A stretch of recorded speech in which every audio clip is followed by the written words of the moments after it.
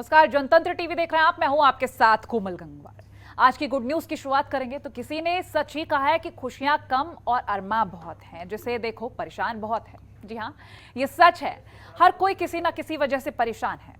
जिंदगी में आगे निकलने की होड़ में और भागम भाग में चैन और सुकून हम कब तक खो बैठते हैं और इसका पता तक नहीं चलता। इस सुकून की खोज में जब हम निकलते हैं तो हमारा ध्यान सबसे पहले टीवी के रिमोट को ढूंढता है और हम टीवी पर कुछ ऐसा देखना चाहते हैं जो पॉजिटिविटी से भरा हो। लेकिन टीवी ऑन हो और टीवी ऑन होते ही वही लूट, अपराध, हत्या और धोखे की खबरें देखकर और सुनकर मानो सारी ऊर्जा खत्म हो जाती है। लेकिन अब आपको घबराने और परेशान होने की जरूरत नहीं है, क्योंकि जनतंत्र टीवी आपके लिए कुछ ऐसी ही खबरों का पिटारा लेकर आया है जो आपकी दिन भर की कामकाज की थकान को छूमंतर कर देगा, जिसे देखकर और सुनकर आपके चेहरे पर एक प्यारी सी मुस्कान आ जाएगी और साथ ही आपके माइंड को कूल कर देगी और आपका दिल कह उठेगा कि ये तो गुड न्यूज है।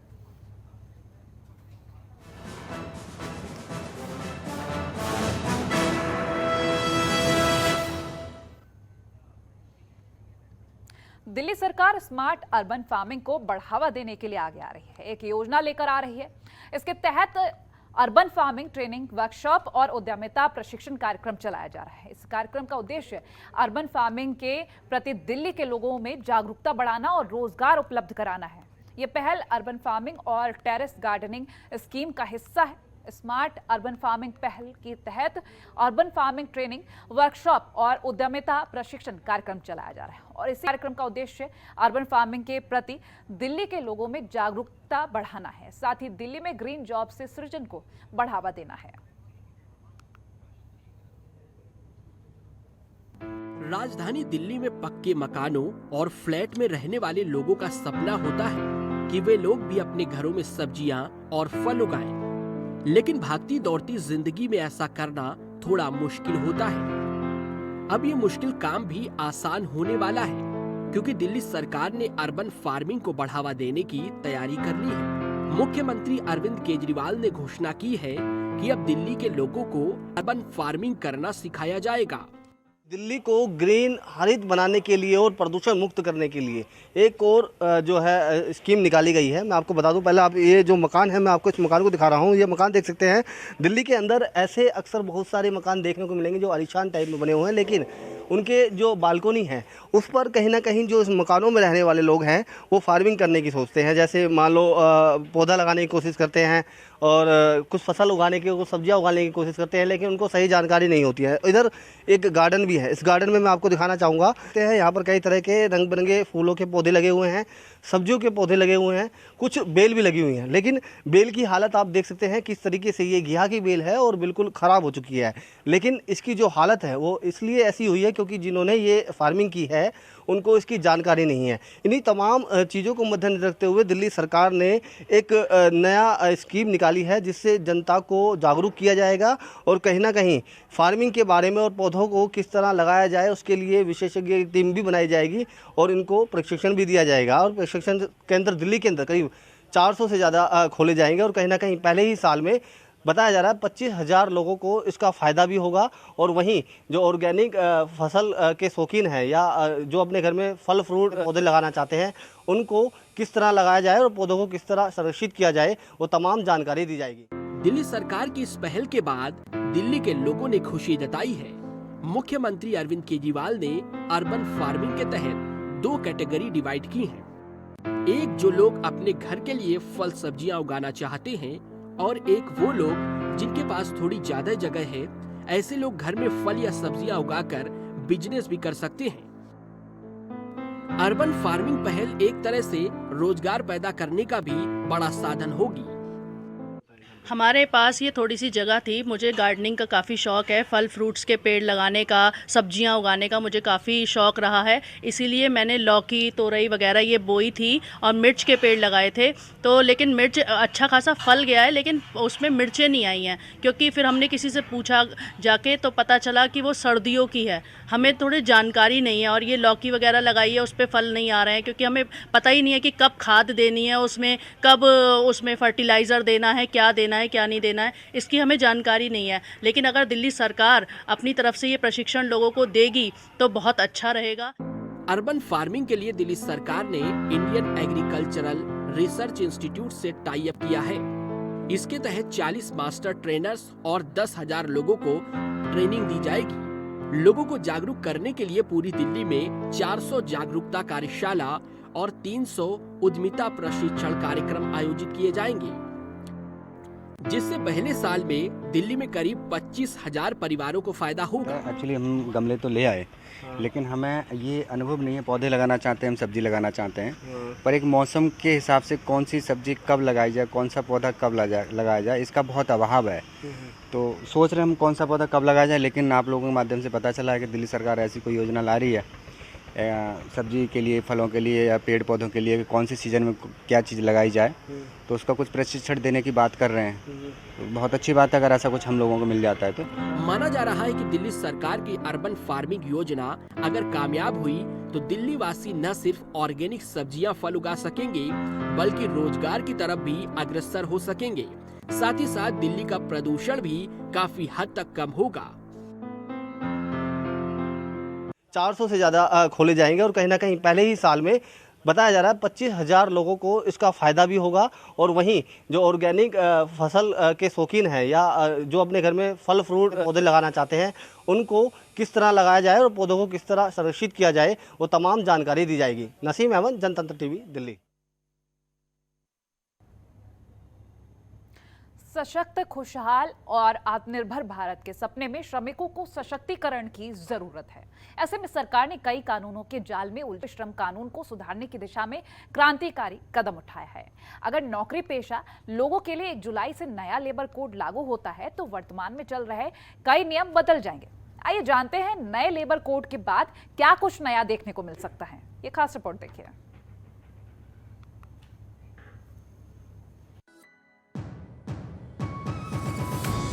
सशक्त, खुशहाल और आत्मनिर्भर भारत के सपने में श्रमिकों को सशक्तिकरण की जरूरत है।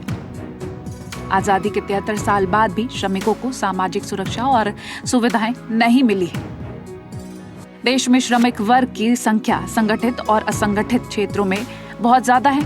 ऐसे में जब सरकार ने श्रमिकों और परिवारों की सुध ली तो वो कई कानूनों के जाल में उलझे हुए श्रम कानून को सुधारने की दिशा में कानूनों को अब सिर्फ 4 कोड में समाहित ऐसे कदम उठाया है, जिससे कि अब श्रमिकों को सम्मान की सत्ता से मिले।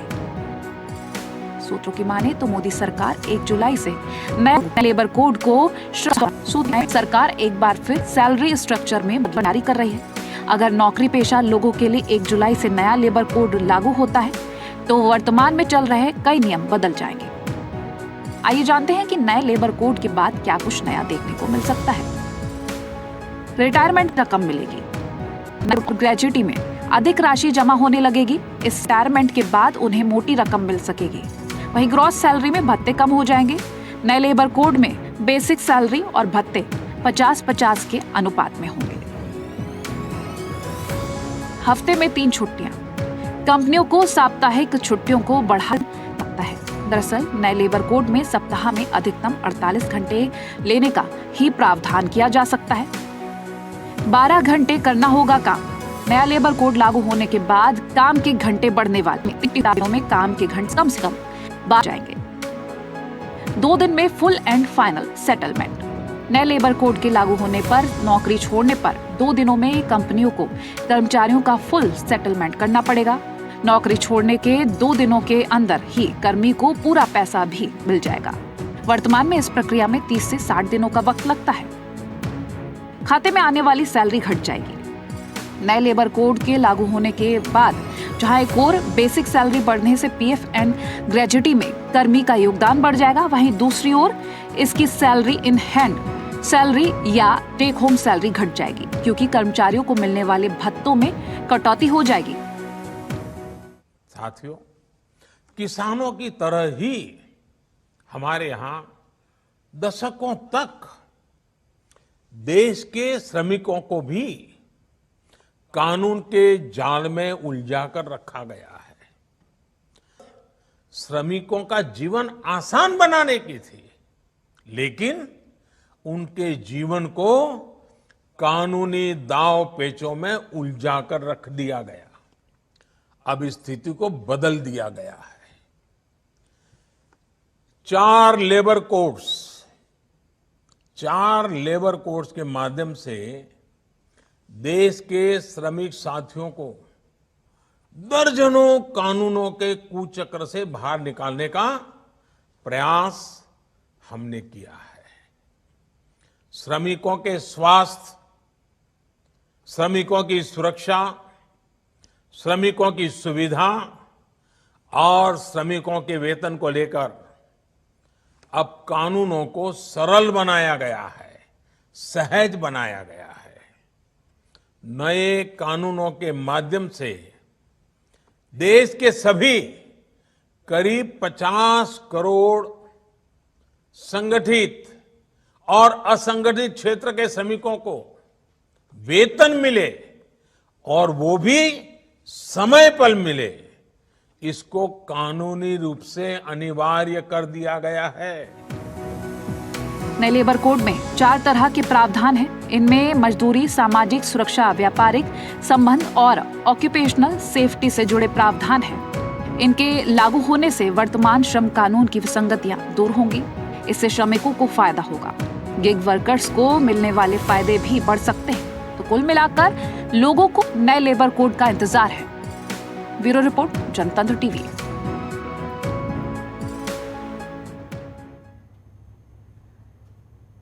जेल अमूमन जिसका नाम सुनते ही लोग भयभीत हो जाते हैं, लेकिन हम आपको जो बताने जा रहे हैं उससे आपको डरने की जरूरत नहीं है। दरअसल मुरादाबाद जेल प्रशासन ने नन्हे मुन्ने बच्चों के लिए एक अनूठी पहल की शुरुआत की है। इसके बाद जेल प्रशासन के इस कदम की सराहना की जा रही है। जेल में सजा काट रही महिला बंदियों के साथ रह रहे उनके बच्चों का शारीरिक और मानसिक विकास सही से हो सके, इसी के लिए मुरादाबाद में जिला कारागार ने चिल्ड्रन पार्क बनाया है।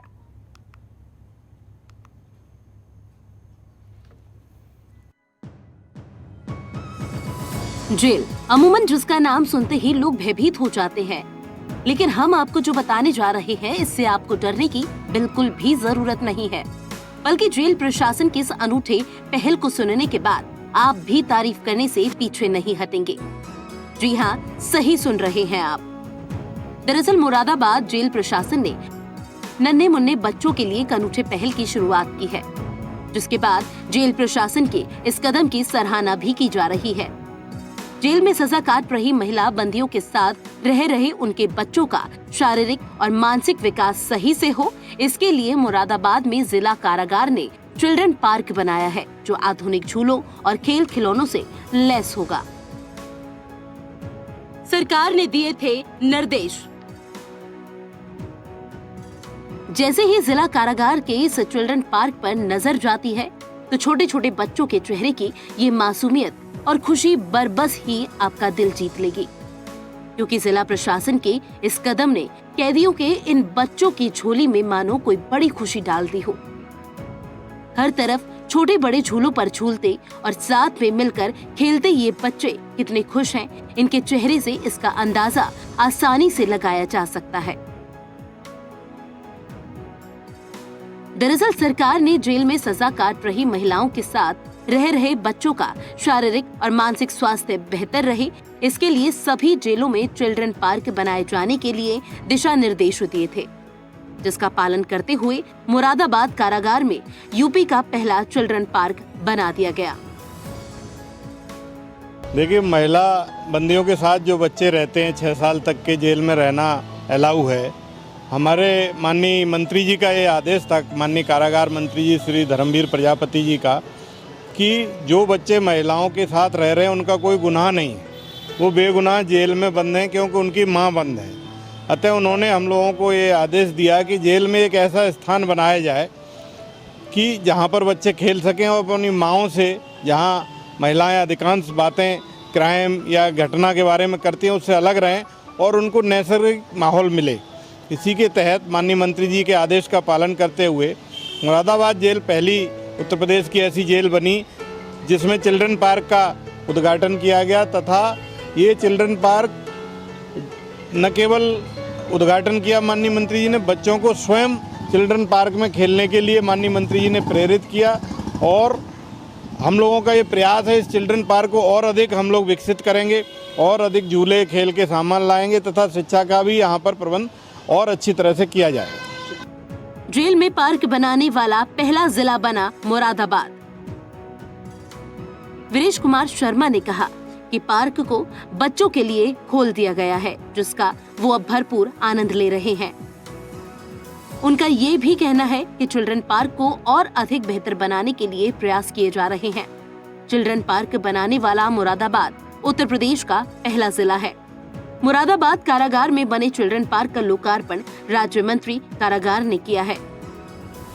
उन्होंने साथ ही प्रदेश के अन्य जिलों के अधिकारियों को भी जल्द से जल्द चिल्ड्रन पार्क तैयार करने के दिशा निर्देश दिए हैं। उन्होंने कहा कि दूसरे जिलों को मुरादाबाद से प्रेरणा लेनी चाहिए। कुल मिलाकर जिला कारागार में बंद बेकसूर बच्चे अब पढ़ाई के साथ खेल भी सकेंगे। आपको बता दें कि कारागार मंत्री के निर्देश पर जेल में बच्चों के लिए पार्क का निर्माण मुकम्मल हो पाया है और बच्चों के लिए खेलने और पढ़ने की व्यवस्था करने वाला मुरादाबाद अब पहला जेल बना है।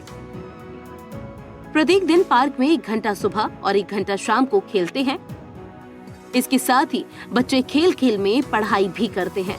कारागार में जो महिलाएं रहती हैं, उनके साथ 6 साल तक के बच्चे रहते हैं, जिसे देखते हुए उन कैदी महिलाओं के बच्चों के लिए ये व्यवस्था की गई है। फिलहाल मुरादाबाद जेल प्रशासन का कदम ये एक सराहनीय कार्य के साथ साथ उन कैदी माओं के लिए किसी गुड न्यूज से कम नहीं है, जिनके बच्चे उनके साथ रहते हैं। ब्यूरो रिपोर्ट, जनतंत्र टीवी।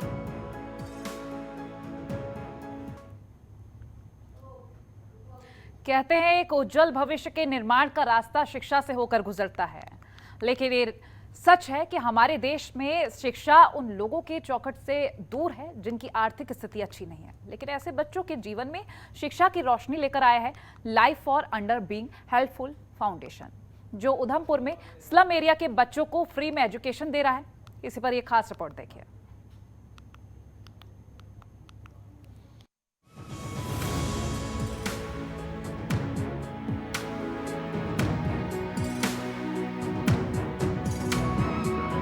कहते हैं एक उज्जवल भविष्य के निर्माण का रास्ता शिक्षा से होकर गुजरता है, लेकिन ये सच है कि हमारे देश में शिक्षा उन लोगों के चौखट के पहुंच से दूर है जिनकी आर्थिक स्थिति अच्छी नहीं है। ऐसे आर्थिक रूप से कमजोर घरों के बच्चों के लिए शिक्षा पाना कभी कभी काफी कठिन होता है, लेकिन ऐसी कई नन्ही आवाज को उधमपुर का ये NGO शिक्षित कर रहा है और शिक्षा के माध्यम से उनकी पहचान बनाने के लिए प्रेरित कर रहा है। दरअसल जम्मू कश्मीर के उधमपुर में प्रोजेक्ट मिशन मेक के तहत झुग्गी झोपड़ी के बच्चों को life for under being helpful foundation free में शिक्षा देता है। ये NGO उन बच्चों के लिए बदलाव की लहर लेकर आया है जो शिक्षा का खर्च उठाने में सक्षम नहीं है और बदले में बिना किसी काम के बेकार घूमते हैं। Life for under being helpful foundation नाम की अपने NGO के जरिए परिहार उधमपुर जिले के स्लम इलाकों में रहने वाले कई बच्चों को शिक्षित करता है।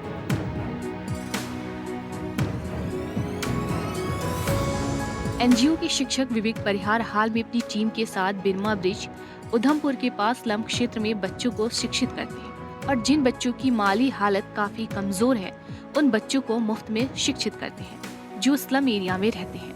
यही नहीं, ये फाउंडेशन बच्चों को फ्री में नोटबुक्स, पेंसिल, इरेजर भी उपलब्ध कराता है।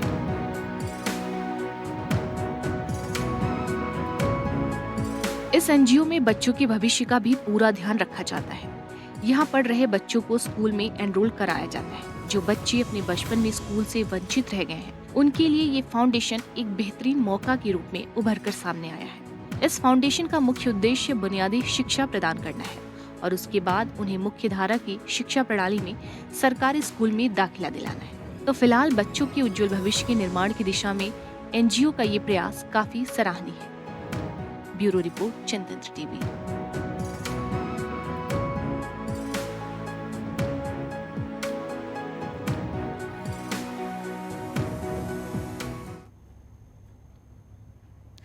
रक्षा क्षेत्र से भारत के लिए एक नहीं बल्कि 2 गुड न्यूज़ हैं।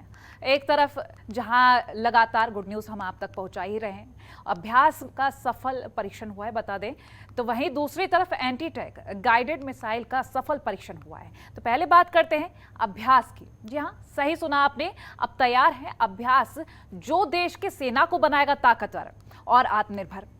देखिए इस पर हमारी एक खास रिपोर्ट।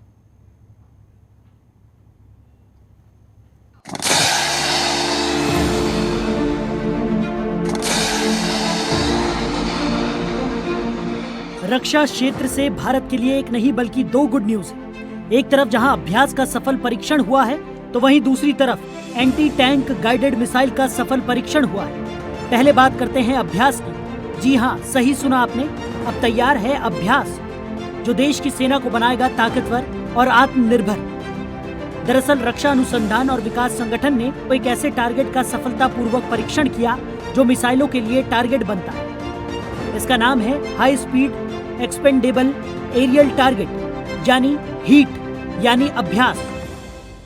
इसकी टेस्टिंग ओडिशा के चांदीपुर स्थित एकीकृत परीक्षण रेंज ITR में की गई। इस बार के परीक्षण में इसे कम ऊंचाई पर उड़ाया गया ताकि भविष्य में सी स्कीमिंग मिसाइलों जैसे ब्रह्मोस आदि का परीक्षण किया जा सके। इस परीक्षण में हीट अभ्यास की विभिन्न प्रणालियों की जांच की गई। सब कुछ बेहद सटीक और सफलतापूर्वक काम करता हुआ मिला। इस परीक्षण में इस विमान की निगरानी, टेलीमेट्री, रडार एवं इलेक्ट्रो ऑप्टिकल ट्रैकिंग सिस्टम यानी EOTS सहित विभिन्न ट्रैकिंग सेंसर्स की जांच की गई। इस विमान के सारे हिस्सों ने तय मानकों पर सारे लक्ष्य हासिल किए। इसके लिए रक्षा मंत्री राजनाथ सिंह ने अभ्यास के सफल उड़ान परीक्षण के लिए DRDO को बधाई दी है। वर्तमान उड़ान परीक्षण विकासात्मक उड़ान परीक्षणों के अंतर्गत किया गया।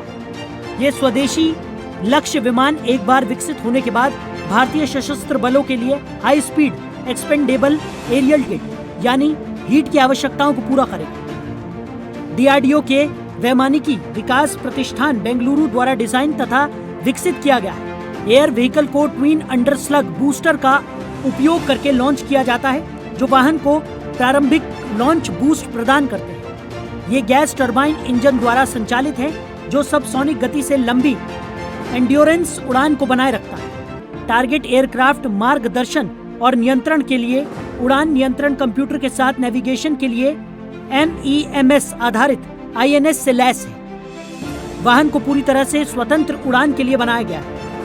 ये GCS का उपयोग करके हवाई वाहन का चेकआउट किया जाता है। रक्षा इसकी सटीकता और प्रभावशीलता को देखते हुए इसे फोर्स मल्टीप्लायर करार दिया गया। देश की सेना को और ताकतवर और आत्मनिर्भर बनाने के लिए आए दिन नई नई मिसाइलों का परीक्षण किया जा रहा है। अब इसी कड़ी में आगे बढ़ते हुए रक्षा मंत्रालय ने एक और एंटी टैंक गाइडेड मिसाइल का सफल परीक्षण किया है। ये परीक्षण DRDO और भारतीय सेना ने महाराष्ट्र के अहमदनगर के KK रेंज में किया है। इसके बारे में जानकारी देते हुए मंत्रालय के अपने बयान में बताया गया कि ये anti tank guided missile Arjun battle tank से फायर की गई थी, जिसके बाद इसका ये टेस्ट सफल हुआ। जो भी लक्ष्य मिसाइल के लिए निर्धारित किया गया था उस पर यह सटीक निशाना लगा है। गौरतलब है कि लोअर रेंज में टारगेट को हिट करना काफी मुश्किल होता है, लेकिन ATGM ने इस लक्ष्य को सफलतापूर्वक हासिल किया है। इसे देखते हुए रक्षा मंत्री राजनाथ सिंह ने भी ATGM के सफल परीक्षण के लिए DRDO और भारतीय सेना को बधाई दी है। इसके अलावा पर्यावरण मंत्री प्रकाश जावड़ेकर ने भी DRDO को बधाई देते हुए ट्वीट किया है। उन्होंने लिखा कि DRDO टीम को बधाई। आज MBT अर्जुन टैंक से स्वदेशी laser guided anti tank guided missile ATGM का सफलतापूर्वक परीक्षण किया गया। ATGM ने जो अनुमान लगाया था उसके हिसाब से सटीक परिणाम दिए हैं। रक्षा क्षेत्र में ये आत्मनिर्भर भारत के लिए एक और सफलता है। ब्यूरो रिपोर्ट, जनतंत्र टीवी।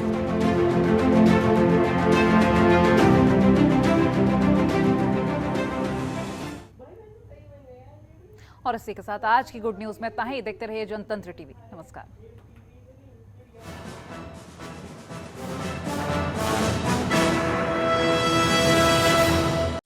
खबरों के निष्पक्ष विश्लेषण के लिए सब्सक्राइब करें Janatantra TV and press the bell icon. Never miss any update.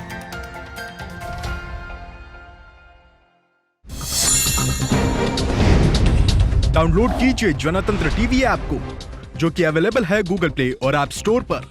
अधिक जानकारी के लिए अभी डाउनलोड करें।